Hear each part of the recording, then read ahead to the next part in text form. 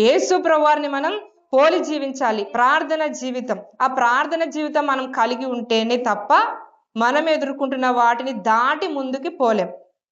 దేవుడు అనుకున్నవి దేవుడు ఇవ్వాలి అని మనకి ఆయన ప్రణాళిక, ఆయన చిత్తం ఏదైతే ఉంటుందో దానిని మనం పొందుకోగలగాలి అంటే ప్రార్థన జీవితం అనేది మనకు కావాలి. ఈ యొక్క పరిసయుడు అంటున్నాడు, ఎలా అంటే వాళ్ళలాగా నేను లేను, వీళ్ళలాగా నేను లేనంటున్నాడు. అలా మనము ఉండొద్దు. మనుషుల్ని మనం పోల్చుకున్నాం, మనుషుల్ని మనం కంపేర్ చేసుకున్నాము అంటే వాళ్ళతో మనల్ని అట్లా చేసుకుంటే ఏమవుతుందంటే నిరుత్సాహం అనేది వస్తుంది. దేవుడు ఒక్కొక్కరి పట్ల ఆయన కలిగిన ప్రణాళికలు ఎంతో గొప్పవి. ఒకరిలాగా ఇంకొకరు తంప్రింట్ అనేది ఒకలా ఉండదు. అంటే ఆయన నిర్మించినప్పుడే ఒక్కొక్కరి పట్ల తల్లి గర్భంలో పిండముగా రూపించబడక ముందే ఆయన ఆలోచన కలిగి మన జీవిత కాలం అంతా ఆయన చూసి మనల్ని లోకానికి పంపించారు.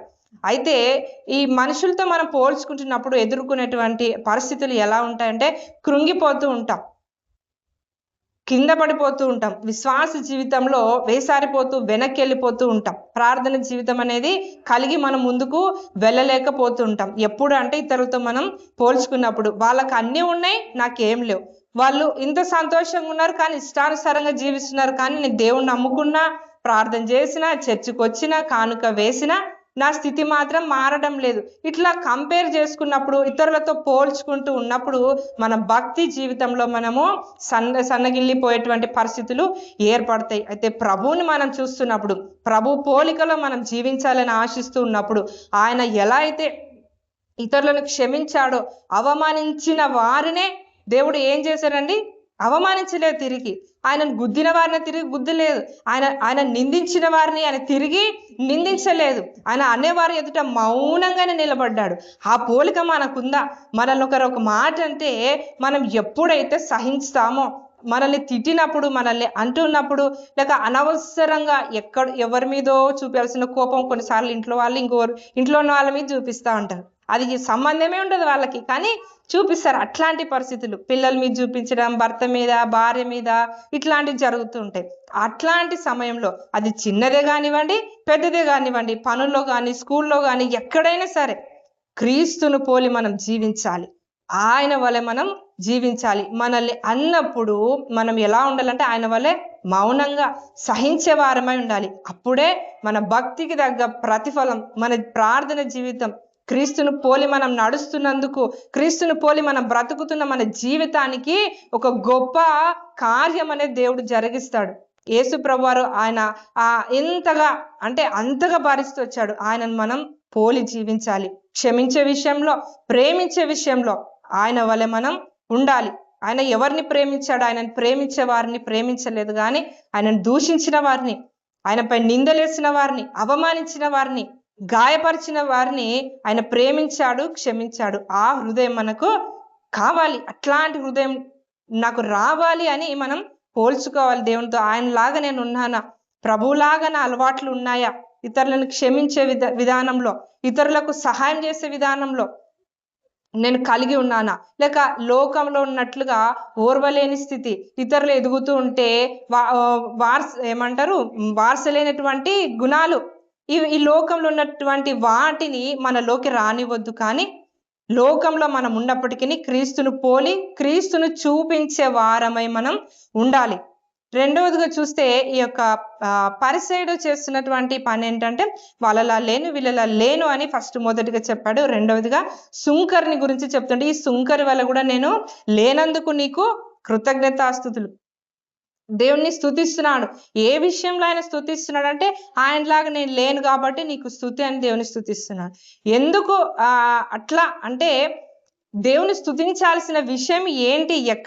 ఏ విషయంలో మనం దేవుని స్తుతించాలి అంటే ఈ పరిసయ్యుని వలె మనం ఇతరులను బట్టి నాకు వాళ్ళకు లేవు, నాకు ఇచ్చినావు కాబట్టి నీకు స్తుతి అని దేవుని స్తుతించటం సరైనటువంటి విధానం కాదు. కానీ మనకి ఏమున్నా ఏం లేకపోయినా నాకు ఇచ్చినందుకు నీకు స్తుతి అని దేవుని స్తుతించినప్పుడు ఏదైతే దేవుడు మనకి ఇచ్చాడో అది విస్తరించబడుతుంది.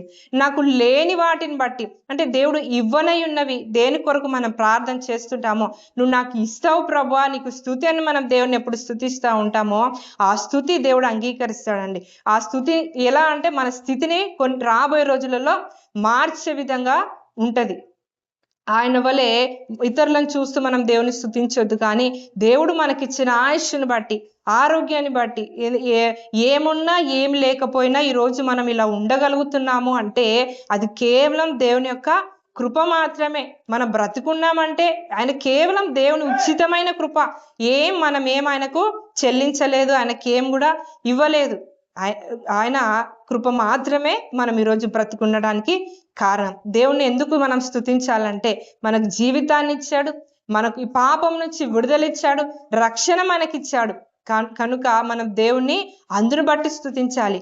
మన ఆత్మకు పట్టినటువంటి జబ్బు, పాపం అనేటువంటి ఆ జబ్బును తొలగించడానికి యేసుక్రీస్తు లోకానికి వచ్చాడు. అందును బట్టి మనం దేవుని స్తుతించాలి. మన కోసం ఆయన రక్తాన్ని గార్చాడు, ఆయన కోసం ఆయనను మనం స్తుతించాలి.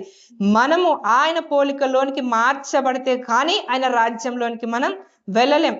ఆయన రాజ్యంలోకి మనం చేరాలి అంటే ఆయన స్వరూపంలో, ఆయన వలె, ఆయన స్వరూపంలోనికి మనం మార్చబడాలి. మనము ఆయనలోనికి మార్చబడాలి కాబట్టే ఆయనే మన పోలికలోనికి దిగొచ్చాడు. ఫిలిప్పి 2:7 ప్రకారం ఆయన మనుష్యుల పోలికగా ఆయన పుట్టాడు, దాసుల స్వరూపం ధరించుకున్నాడు, తను తాను రిక్తునిగా ఆయన చేసుకుంటూ వచ్చాడు. ఎందుకు ఆయన అలా చేసుకుంటూ వచ్చాడంటే కేవలం మన పట్ల, నీ పట్ల, నా పట్ల ఆయన కలిగి ఉన్న ప్రేమ మాత్రమే. ఆయన మన పోలికలో, మన స్వరూపంలో మన కోసం దిగి రాకపోతే మనము ఏమై ఉండేవారము? ఈరోజు నిత్య నరకాగ్నికి పాత్రులం.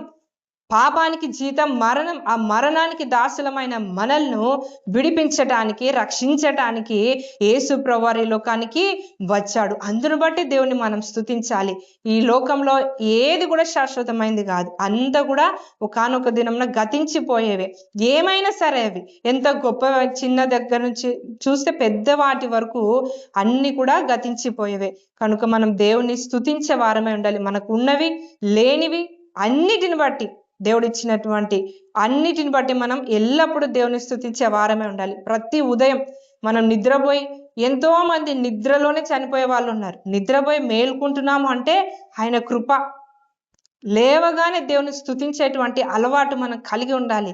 నిద్రలోనే తండ్రి నీకు స్తుతి అని చెప్పగలిగేటువంటి ఆ స్థితిని మనం కలిగి ఉండాలి. అప్పుడే దేవుడు ఆ ప్రార్థనను అంగీకరిస్తాడు. మన హృదయంలో మనం కోరుకునే మనవులు మనకి దయచేస్తారు.